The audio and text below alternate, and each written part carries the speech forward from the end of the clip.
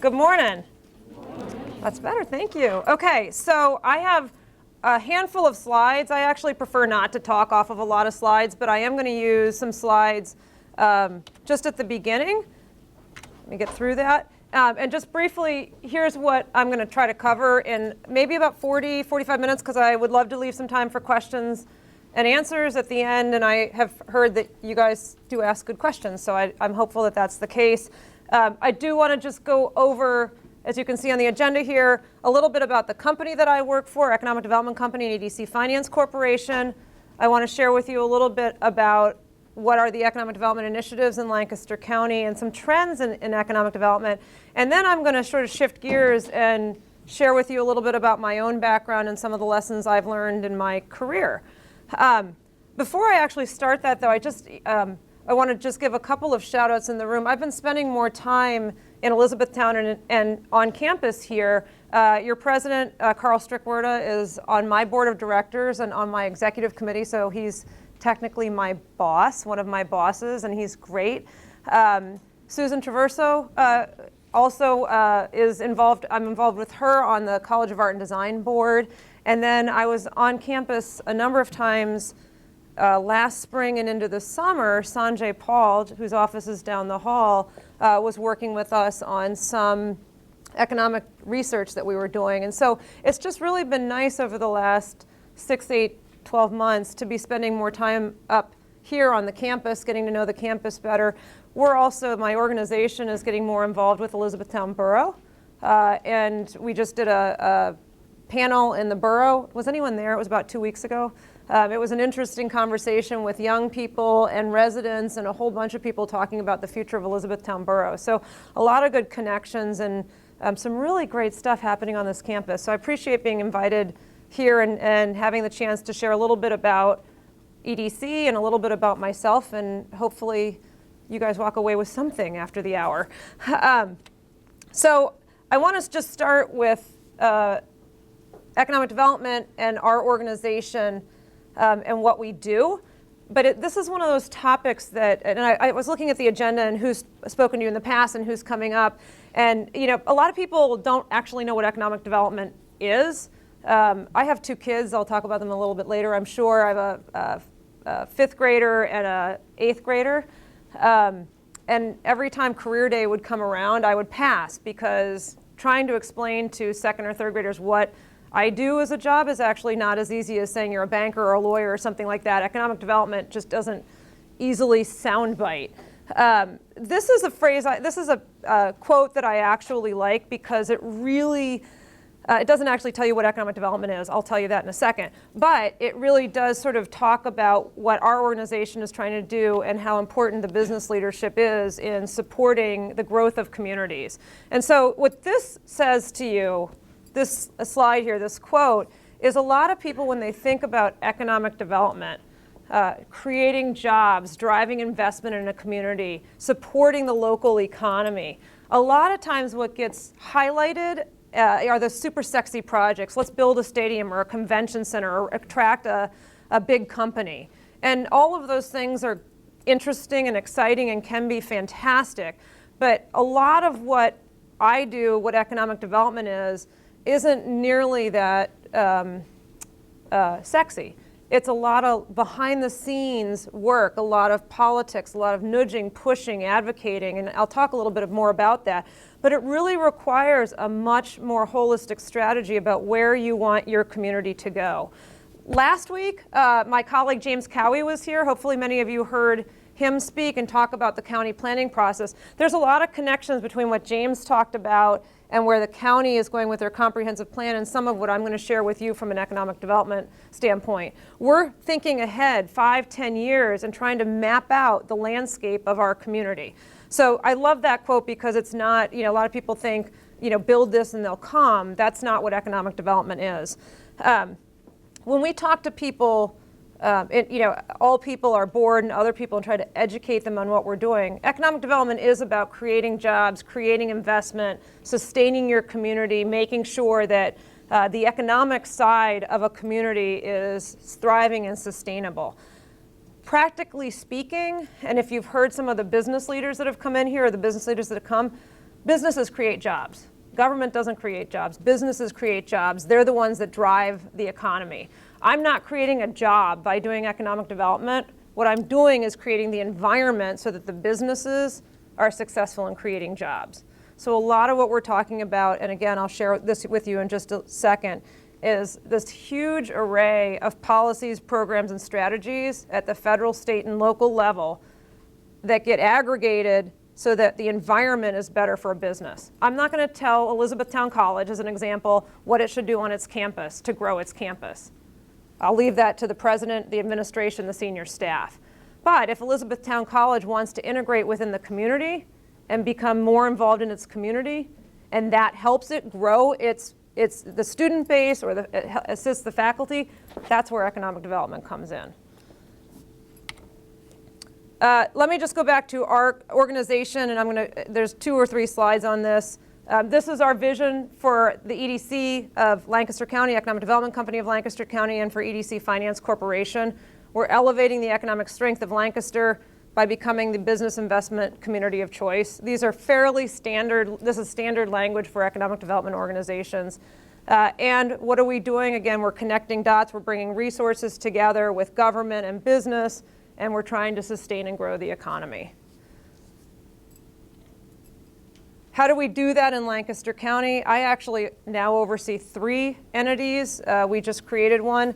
So our main entity is called the Economic Development Company. We were founded back in 1960, so we're over 55 years old. I'll tell you that within the economic development universe, having an organization like ours as long as we have is somewhat unusual.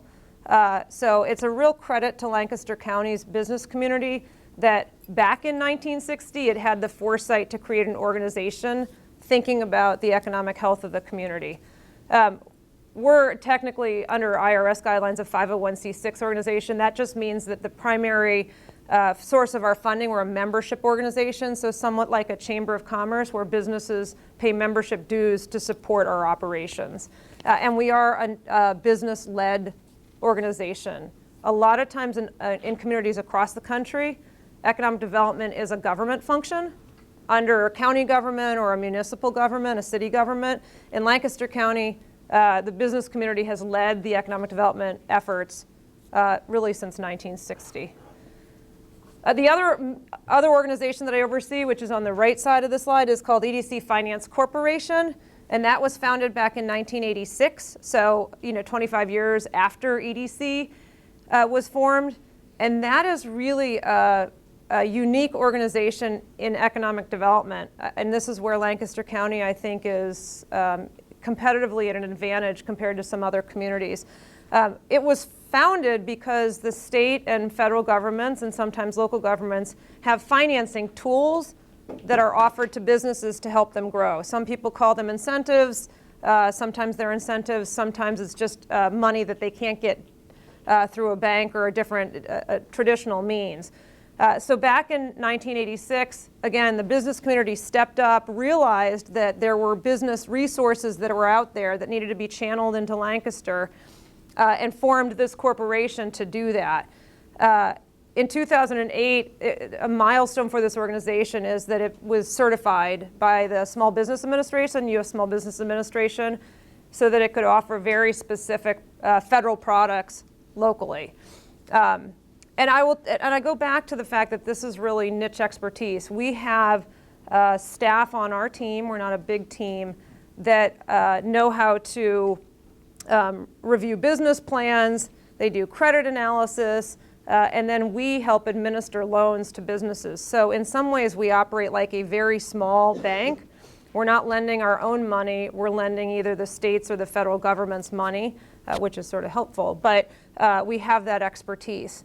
We also provide that expertise to our colleagues in York and Harrisburg and some of the other regional partners that we have, because they don't have that capacity, they don't have the staff, they don't have the expertise to do that. So again, I point that out because Lancaster County, this is a real gift that we have here that the business community formed back in 1986.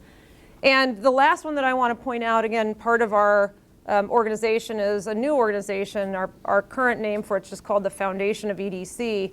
But we created that just this last year. That allows us to receive charitable contributions. So this is all organizational structures that we need as we look ahead. Economic development funding for organizations like mine continues to go down. So our support from the state continues to go down. Our support from any government entities continues to go down.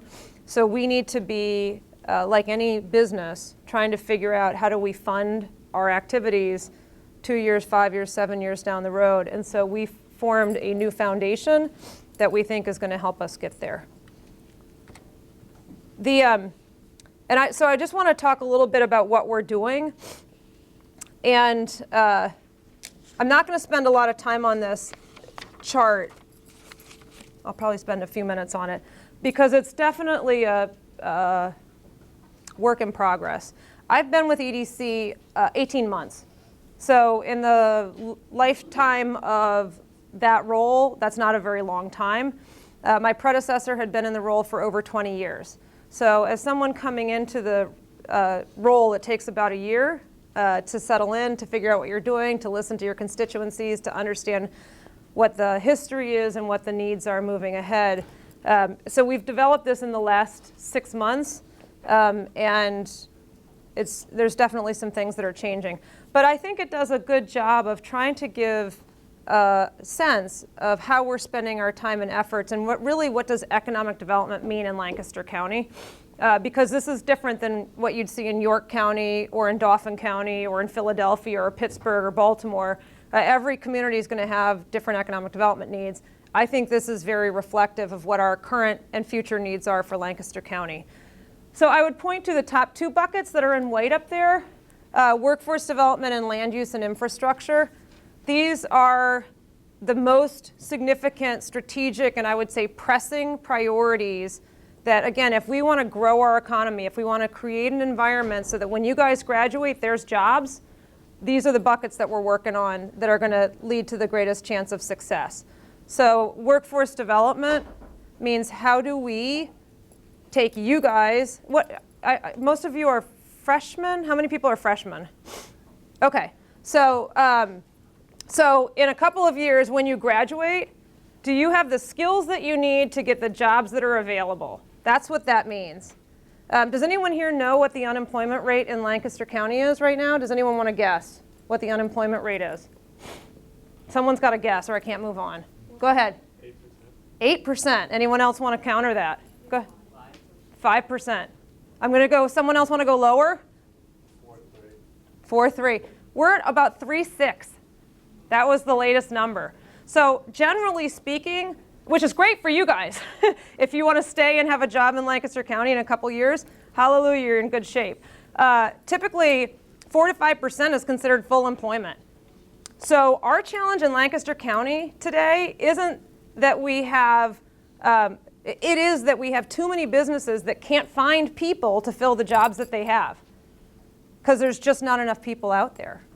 So our issue right now is if you talk to manufacturers, if you talk to professional services, if you talk to pretty much any business, healthcare, they have positions that are going unfilled. They cannot find people to fill them. Good news for you guys, what do you think that's doing? It's making wage rates go up because finding talent is harder. So if you find someone, you've got to get them and you've got to pay them more. But this issue from an economic development standpoint, it's a big deal. Because if we're trying to recruit companies here, the first question that they're asking is, can you give me assurances that I can find the workforce to fill my jobs? We just recruited a company out of Manhattan, a technology and communications firm that's going to locate in Lancaster City. That was the entire conversation. And in fact, Elizabethtown College was at the table along with Millersville, Franklin and Marshall, and the College of Art and Design. Some of the administration from this institution and the others talking to this company to say, we can help you fill your pipeline with graduating students. We definitely also on the workforce side are paying attention to demographics because in the country and in Pennsylvania and certainly here, we have a cliff in the manufacturing world where we have a lot of people who have been in manufacturing jobs and are nearing retirement.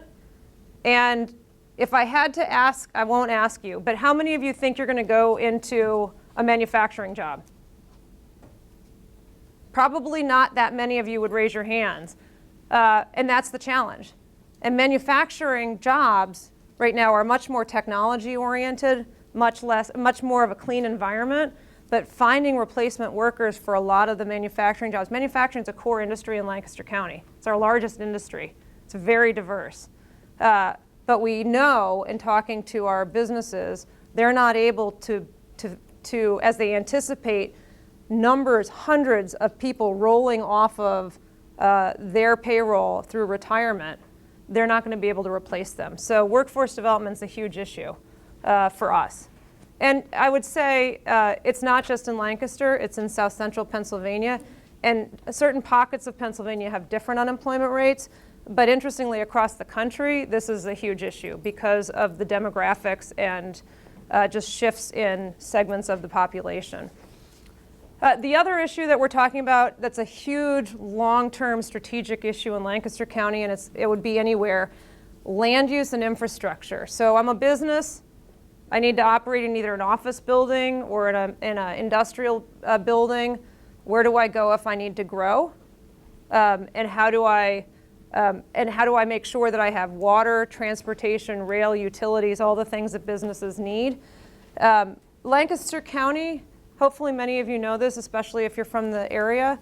Lancaster County is the top county in the country for farmland preservation. James Cowie may have mentioned that last year, or last week. 104,000 acres that are preserved for farming, which is fantastic. It's a huge priority in Lancaster County to preserve land and to preserve farming on land, productive farming. So that's an important community value that we understand. But the implication of that is then there's less land for future growth. And in Lancaster County, and as James may have mentioned last week, we've put in what we call urban growth boundaries, places in which growth is expected to occur, and then essentially excluding places where growth can go. So just a couple of quick statistics on this that we're starting to narrow in on. Lancaster County has about 650,000 acres of land. Of those 650,000 acres, over 400,000 of those are zoned for agriculture. Some of that's the preserve farms that I mentioned, and some of it's just current designation or current use for agriculture. So roughly 2/3 of the land in this county is set aside for farming. And I think that's great. I'm not arguing that. That's the way it is, and that's what the community wants to see. Those are decisions that have been made. So that leaves about 1/3 that's left for development. And a lot of that development is housing development, residential development. And there's a whole different conversation on housing because we have issues there too. But for me, I'm focused on where can offices go and where can manufacturers go, where can distribution centers go. That's my world. That's what we need to figure out. I won't make you guess. So let me just tell you the number. Out of 650,000 acres, 33,000 are currently zoned commercial and industrial. Those are the primary zoning categories, the nature of use for the land. 33,000 out of 650,000 is where I can put facilities, businesses, manufacturers. That's not a lot. And so part of what we're trying to figure out is, as we think about 5 years, 10 years down the road, and we have businesses that need to expand and grow, do we have the sites available so that when they need it, we have it? A lot of what my businesses talk to me about and business leadership is, if a lot of people want to focus on business recruitment, bringing new businesses to the area. I'll tell you, most of what we do is work with local businesses expanding. 70 to 80% of job growth comes from existing businesses that are growing. But it's much more fun to talk about businesses coming in. So next Thursday, we're hosting a German company. They're looking at setting up a food manufacturing and distribution facility in Lancaster County. There's a connection because one of their key people has a Lancaster County connection. So they're looking at Lancaster, they're looking at Norfolk, and I think they're looking at Research Triangle Park, that's the other place. So they need 100,000 to 110,000 square feet of space. Guess how many sites we've identified that they can look at here in Lancaster County? 2. And one of them's occupied, and we're hoping the people move out. So we're not in a great competitive position to get that business to locate here. That's a problem. So we can spend all the time in the world telling people how great Lancaster County is as a place to do business, but if they come knocking on our door, I have no place to put them. So that's what land use and infrastructure is. We've got to be smarter about planning ahead and meeting the timetable of business, because that pace right now is fast. They're not going to wait 2 years till we figure out how to get a site zoned appropriately and hooked up with water and rail. They're just not going to wait. They'll move on. And in fact, we just lost a pretty good company to Delaware because Delaware is moving at a much faster pace than Pennsylvania is. So that's part of our world right now. Quickly, a couple of the other buckets I just want to touch on. Research and analysis. This is huge for us in economic development. And we really are not good at it in Lancaster. And it's a huge source of frustration and something that we're working on. But any more businesses are making decisions based on significant data, facts, and research. So I don't know if how many of you saw Wegmans finally announce that they're coming to Lancaster County. Woo! We're all excited about that. But what did it take to get Wegmans to come to Lancaster County? I would say 6 figures worth of research and analysis to show that we had the demographics, we had the household income, that they were going to pay the right amount for the space. It was a decision based on analytics, significant analytics that company went through with our local community support to make that decision. That's how the game's played. So we either play that game or we don't, and we're going to, but we just haven't done a good job of it lately. We have to be smarter about targeting certain industries. So live events is an industry interesting in Lancaster County with Claire Global, Tate Towers, people who are feeding the live concert industry. We have that cluster here. We're seeing more technology companies, and food processing and agriculture in some ways go hand in hand. Given our agricultural base, we have a real opportunity to do more in the area of food processing. Again, my point being, we can't recruit any more food processing entities here until we figure out our land issue. We're talking about business marketing. How do we strengthen our brand as a community? We are fortunate in Lancaster County that our community is known for our Amish and our outlets sometimes. But from an economic development standpoint, that does me no good. And in fact, it hurts me because when a business calls me, they ask if we have electricity and running water, as opposed to, oh, I know you have solid technology and global connections. So from business retention, recruitment, and attraction standpoint, we've got to figure out how to change our image a little bit. That's what that means. And as I've mentioned, and sort of getting down to the bottom of the slide, our core business, what we do every day, is we talk with businesses that are here, that are trying to grow, businesses that are here that are at risk, and businesses and investment that may want to look at Lancaster County. Good news for us right now, I think it is good news. We are overwhelmed with our business activity. There's a lot happening in Lancaster County. There are a lot of businesses that are trying to grow, and there are a lot of businesses knocking on our door that think Lancaster County is a good place, or South Central Pennsylvania. We work regionally often. And so there is a lot of interest in the area. There's a lot of positive feelings about our economic climate within the county, our proximity to marketplaces like Baltimore, Washington, New York, Philadelphia, access to the ports, our rail, all of that stuff comes into play, and we're in a very competitive position. And we get to, hang out with cool business leaders, and there's a lot of interesting aspects to the job. But it was fascinating to me about 2 years ago, our main trade association, which is called the International Economic Development Council. It's a great trade association for economic development organizations in the country and also internationally. It developed what they called a competency model to help guide economic development organizations. And I found it fascinating. In part, when they hired me for this job, they looked at that model and we're sort of assessing all of the candidates against what ended up being 8 different criteria. What do you need to run an economic development organization? And I'll just rattle them off real quickly. They're not on the slide. These are the key factors, key skills that people in my role across the country really need to do effective economic development. Analysis and decision making, daily issue. Obviously, economic development expertise. I'll tell you that a lot of people in smaller communities think that this sort of job is intuitive and that you don't really need to have had a history in it. I will argue that every day because there's a lot of best practices around the country, a lot of good people in this industry, and so you can't just walk in and think that you know how to change a local economy.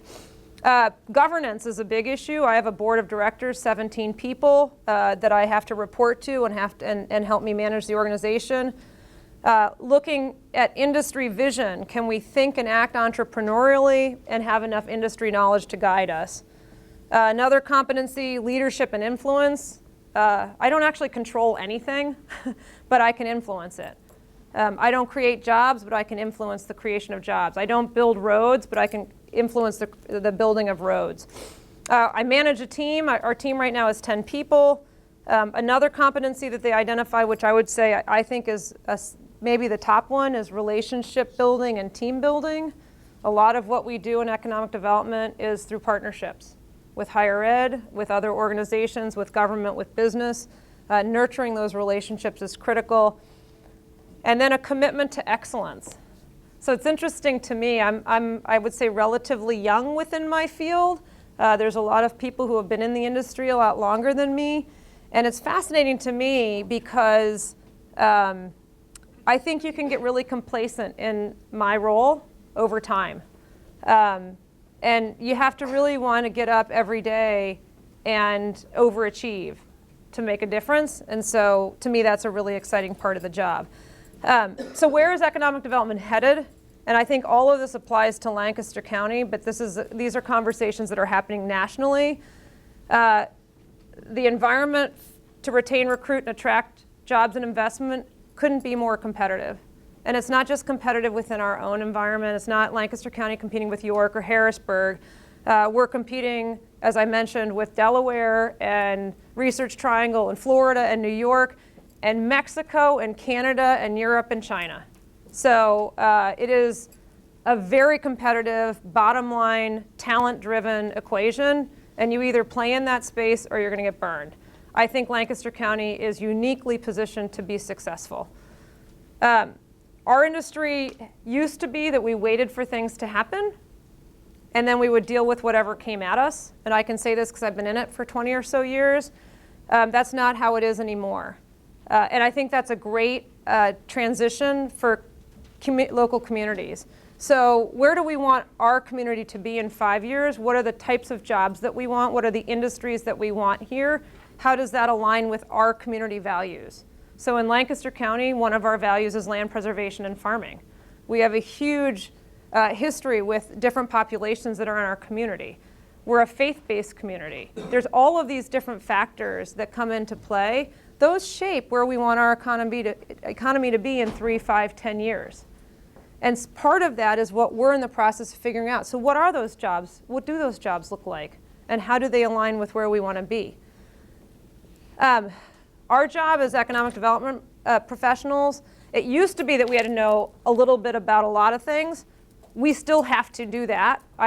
There's stuff, I'm learning a lot about broadband and about water capacity and manufacturing, and pick your topic. I have to know where to get information on a lot of things, but today I have to be really, really smart and have deep knowledge in a couple of key areas.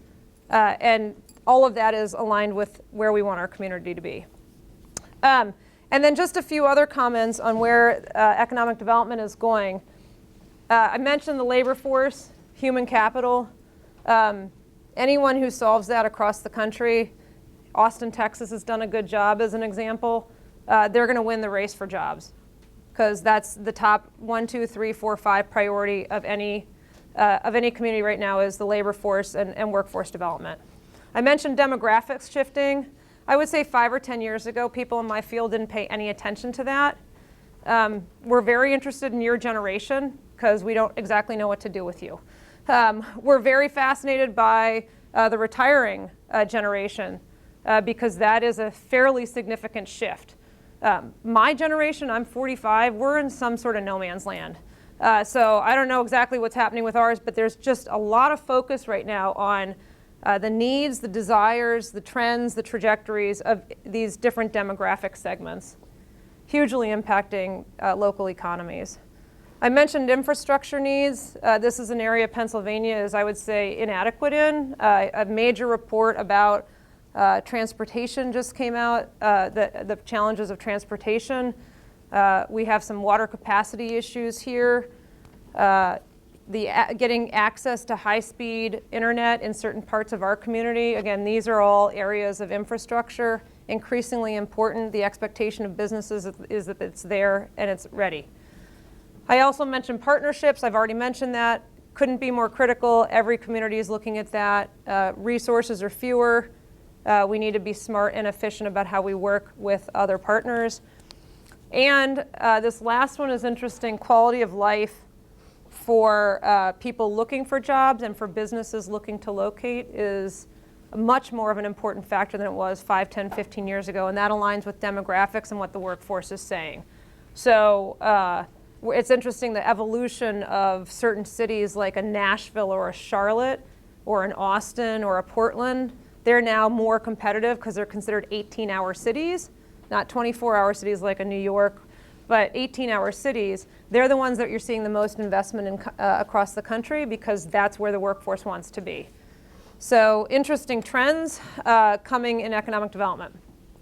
I'm going to spend just the last 5 to 10 minutes before I turn over for questions talking just a little bit about myself and how I got from, I was born and raised in Minnesota. Anyone here from Minnesota? Anyone at all? Okay, so born and raised in Minnesota, and now I'm running Lancaster County's Economic Development Organization. And I have to say, when I was in Minnesota, that's not ever where I thought I would be. I actually wanted to be a SEAL trainer when I was a kid because I liked SEALs. And then I realized you had to know science, and I realized that wasn't my strength either. So I came out to the East Coast, went to school at Johns Hopkins University in Baltimore, Maryland, paid my way through school, worked a job and paid my way through school. And I'll tell you that probably had, when I think back, a pretty significant impact on my ability to be successful in my professional career. Not only did I have to figure out how to balance my time, I worked about 20 hours a week making my way through college, but I was exposed to so many different people in the job that I had at all different levels, and really got a chance to be having to work with senior level people and junior level people, and it really ended up being significant. I graduated in a really crummy job market in 1992. Versus the job market that we have today, which is when I would have loved to have graduated. I ended up having to work 3 jobs when I graduated from college to try to survive. My first full-time job, I made $16,000 graduating in 1992. So it was, it's challenging, but you figure out how to get through that, right? That's what I had to do. I graduated with an international relations degree. This probably doesn't make sense to all of you, but I studied Russian and international relations because I wanted to work for the federal government. This was my big plan coming out of school, working on Soviet affairs, and then the Soviet Union went away in 1992, and that sort of changed my plans. So I ended up working at a small little nonprofit organization doing international relations. Ironically, I did actually get a job in that field, leading delegations across the country, delegations of people coming from emerging countries that wanted to see what the United States was like. And then I also escorted a group from the United States over to China and hosted a delegation there for 3 to 4 weeks, which was fascinating. I think one of the interesting things to me, though, was in that role, one of the people affiliated with the company that I had this whopping $16,000 job, he was a business leader in Baltimore. And he saw in me, I guess, someone who maybe deserved more than $16,000, and he mentored me. And he really took a lot of time to invest in me and to sort of bring me along. And eventually, he started a whole new initiative in Baltimore. He's a senior level person in the Baltimore's commercial real estate industry. And he ended up being a leader in creating a new economic development entity in Baltimore, Maryland. And he chose me, at the time I think I was 23 or 24, he chose me to be the first staff person for this new entity. And I had no idea what I was doing, but he felt I was competent enough to help him manage the day-to-day activities of this new startup. He was volunteering, he was going to be a board member. They needed someone to sort of get through, and so I got to be that person. And I did that for a couple of years, learned a lot, was exposed to a lot of interesting people. And then this same senior business leader was on a board of another organization called the Downtown Partnership of Baltimore that oversaw the management and care of downtown Baltimore. A lot of large cities have an entity that does supplemental clean and safe services and marketing to promote their downtowns, and that's what Downtown Partnership of Baltimore was. And at the time, they decided back in the mid-90s they were going to start an economic development department. As you may have remembered, I mentioned Lancaster County started its economic development efforts in 1960. Baltimore was just starting these efforts in the 90s. So again, it goes back to how thoughtful Lancaster County was. But so in the mid-90s, the Downtown Partnership of Baltimore started a new economic development department, and I was selected to start that organization and start that department, and was able fairly quickly to rise through the ranks there to ultimately be the vice president of economic development over the course of a couple of years. Phenomenal experience for me. The board of directors of that organization, senior business leaders in Baltimore, everything from, you hopefully have heard of Legg Mason, a financial services firm, so Chip Mason of the Mason part was on my board. The T. Rowe Price, at the time Alex Brown, just huge companies, they were my bosses.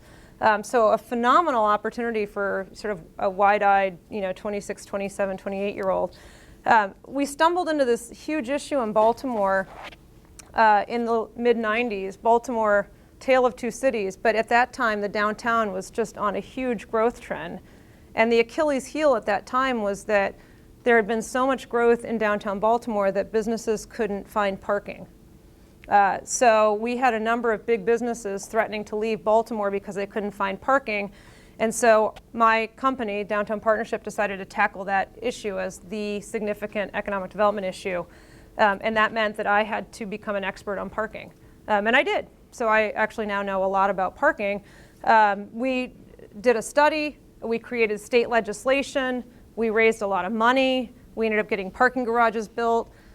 I launched a shuttle system that for 3 to 4 years provided shuttle transportation while we built the parking garages.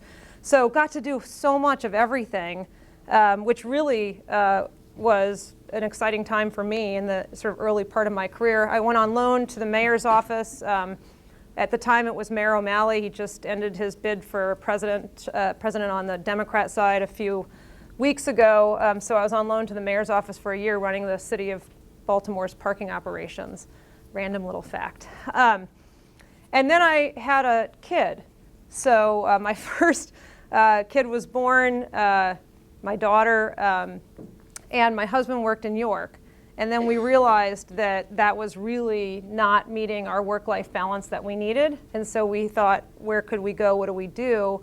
And a position was created in Lancaster to start a new community and economic development organization that was anchored by Franklin and Marshall College and Lancaster General Health.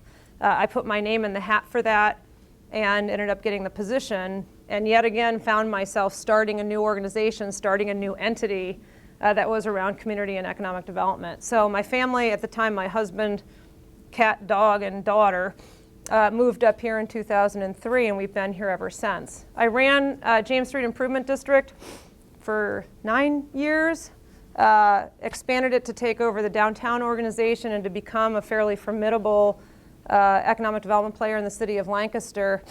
And then I decided to jump out and I ran the Lancaster Barnstormers Baseball Club for 2 seasons. So why would I do that? I'm not sure in hindsight, but it was really what I wanted to do was test my skills. Everything I had done in my career up until that point had been for a nonprofit organization, and the Lancaster Baseball Club, which is the entity that oversees the Barnstormers, is a for-profit company. So could I survive in the for-profit world, and could I figure out how to run that business? And it was a fascinating experience, and I will tell you, I learned that my skills are transferable. But it was also a very difficult, just a lot of challenges in that organization at that time. Thankfully, they're beyond that now, and so I stayed there for about 2 seasons. And then this job, running the county's economic development organization, became available, and I put my name in the hat for that and was successful in getting this job. You know, we don't, I think a lot of us who are in leadership positions in the community or in organizations, we don't spend a lot of time talking about ourselves. And so as I was thinking about, you know, how I got here and thinking about what I was going to share with you, there's a couple of things that I think really made a huge difference in my career trajectory, not in getting necessarily to be an economic development professional, but just in being overall successful in the path that I chose. And I just want to highlight those for you, and then I'll wrap up and take some questions and answers. I am so fortunate to have had key mentors along the way. I mentioned the person in Baltimore, the senior real estate executive. You know, he is probably singularly responsible for my overall success, and took so much time, and I was willing to listen to what he said, and he really guided my steps. So, and then when I went to the Downtown Partnership, was run, I ended up being there under 2 different leaders, both women, very driven, thoughtful, visionary women, who both took me under their wing and said, you know, I'm going to help you get from A to B to C. So I consider this idea of having mentors a real key to me, and I'm in the process of trying to give that back, because I see some younger people that I'm working with, and the investment of time that people put in me really made a difference. So I really encourage all of you, as you're moving into professional careers, if there's someone that avails themselves as a mentor, that is a gift, and take it, because it really, I didn't realize how significant it was at the time, but it really impacted how I moved through the community. Written and verbal communication skills, something I happen to be good at, but I didn't realize then, and I fully realize now how critical that was. And I will tell you, as someone who's now hiring people, it is discouraging how poor collectively our written and oral communication skills are, yet how important that is in everyday jobs. I had to, in my career, end up being on the front lines giving presentations a lot. And I had to speak as an example when I was, I think, 26 or 27. I was leading this effort to get legislation before the Maryland General Assembly. You have to be able to speak articulately, or you're not going to have a chance, or city council, or take your pick. It's all over the place. But that ability to be concise and effective in written and oral communication was a huge piece of it. I have a 13-year-old daughter who, by the way, just got first place in her science fair. I'm so proud of her. So we were talking the other day, yesterday I think it was, because she now has to go to the regional science fair competition. And she has to stand by her little table. I don't know if any of you have done this, but stand by your table and take questions for 3 or 4 hours from other people coming and asking her. And so I told her, I said, you know, a key to your success here is being confident. And she said, Mom, I'm fine because I really know the subject matter. I said, that's awesome. Because what I found is in my career, when I had to take on the parking issue, I ended up knowing far more about parking than anyone else in the room. And once I figured that out, I was much more confident in making my case. And that level of confidence really had an impact. And I think the 2 other pieces that I just want to share. is this sort of willingness to do anything and everything. I just hired a young person. She graduated this spring from Penn State. She's amazing. And she's one of the people when I think about mentoring that I can't wait to work with her for the next couple of years. I hope I can keep her for as long as she's willing to stay, because she's got so much potential. But what I love about her is she'll do anything, and she'll put her heart and soul in it. And as an employer, that's so refreshing. And I think when I think back to some of the stuff that I did or had to do, especially early on, you got to try it all. And I see this with our new team member, Laura. It's great.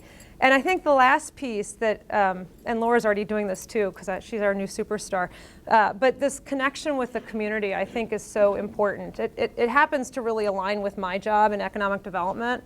But I think in any profession, the ability to give back and to be involved, whether it's in youth sports or through faith-based institutions or on a school district, or pick the topic, whatever is interesting to you.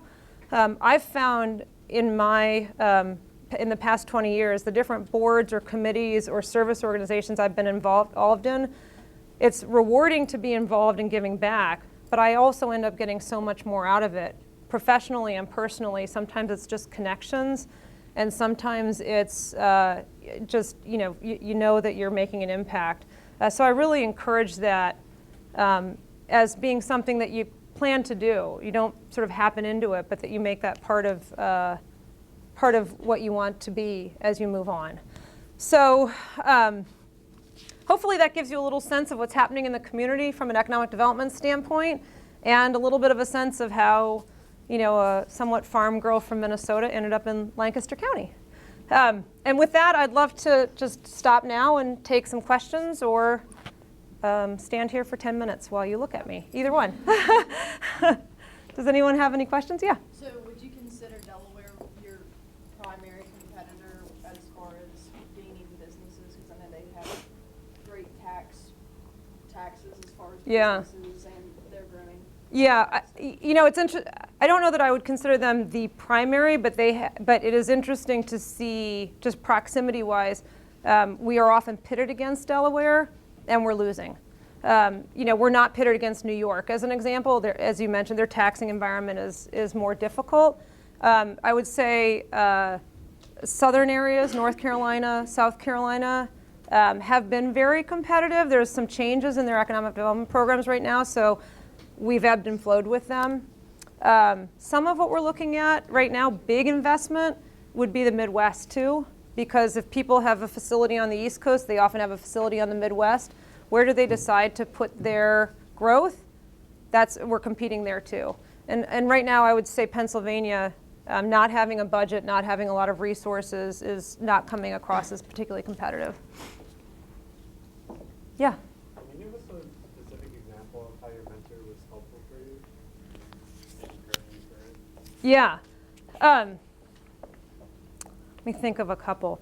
The question was how was mentors specifically helpful? There's so many answers to that question, but when I think about, so what do I think about when I think about these mentors is they made time for me, and I was able to take advantage of that time. So a specific example would be they would encourage me, I'm thinking about day-to-day operations, so they would encourage me to speak at a board meeting. So if you're 25 and you have a board of directors of CEOs, that's not an opportunity you get very often. So they would say, you need to say something. So then I would say, what do I say? How do I say it? How do you do that effectively? And they would essentially coach me on that. So they would give me the opportunity. You got to step into it, and then you want to do it right. And so it was really those sorts of interactions that I would say it was the time. It was the time that they took on an almost daily basis to make sure that I was successful. So that would be like a kernel, but it's, so when I think about Laura, who's on my team, I'm glad she's not here, she'd be horrified. But you know what, she comes to me with questions and I answer them. And that sounds simple, but in a lot of work environments, you don't get that sort of interaction. Someone tells you what to do and you try to do it and then you hope it works, as opposed to making it much more of a communicative relationship. So, and I would say the key person in Baltimore, whose name is David, that was over years, and he didn't work. He didn't work in my office. He would call me, you know, at least once or twice a week, and say, "What are you doing? How are you doing it? What questions do you have?" And I would take advantage of that. Here's what I'm trying to figure out. What do you think about this? And just that interaction. Did that answer it? Yeah. Okay. Yeah. Oh, okay. Yeah. Go ahead. I was just interested. You said you had about 10 people on your team, Mm-hmm. and I know you said, was it international relations? Was that your degree? Uh-huh. Yeah. So like, what kind of degrees? Like, what kind of people do you work with? What do they do at school? And like, do those like different degrees or experience? Like, how does that? Yeah. So yeah, we have 10 people on our team. So 6 of them are on our finance side, and almost all of them come out of the banking industry. So, you know, where were they before they were in banking? They were probably a whole lot of different skills, and they somehow ended up working at a bank, you know, probably starting as a teller and working their way into either commercial lending or underwriting. But most of them are on the banking side. Laura, who I just hired, Penn State, and she actually did do her degree in economic and community development because they have that program there. So I would say, you know, a lot of us are sort of generalists that happened to get specialized once we left. Yeah. What about the city, Lancaster City Economic Development? Does that fall under your umbrella, or is that separate? Yeah. So City of Lancaster, in terms of general economic development, that falls under our umbrella. We do actually a lot of projects in financing projects and other activities in the city, but the City of Lancaster is fortunate because it also has a paid staff at the city government that's an economic development, their director of economic development. And they also have a nonprofit organization called the Lancaster City Alliance, which has economic development as its core mission. So a lot of times they end up taking the lead because they're there and they're the boots on the ground and they have the deepest knowledge of the city. We often come in as assistants. I would say very rarely are we lead on a city project. Other questions? Yeah. Hey, speaking of Baltimore, I was down in Fells Point this weekend and I was astounded at the development over in that area going towards Camden. Yeah. And then I was riding a free circulator bus around town, because most girls are getting on Saturday with the cold weather, and I was just astounded at the bus system. It's so good, and every couple minutes it comes and Yeah. it's very well used. So was that part of your parking idea downtown? 'Cause I don't remember those years ago. Yeah, I can't take credit for that circulator. I was actually just down there a couple weeks ago too, and even though I've spent a lot of time in Baltimore, I was blown away by how great it looked and how much it occurred. But I think major metro areas like Baltimore, their ability to manage transit is so much different than what we have in a community like Lancaster, which is a real source of frustration for a lot of people, including me. But it's really tied to a lot of federal and state dollars. So I think and free circulators are tough. That's a huge costs associated with that. So I don't actually know who's underwriting a free circulator in Baltimore.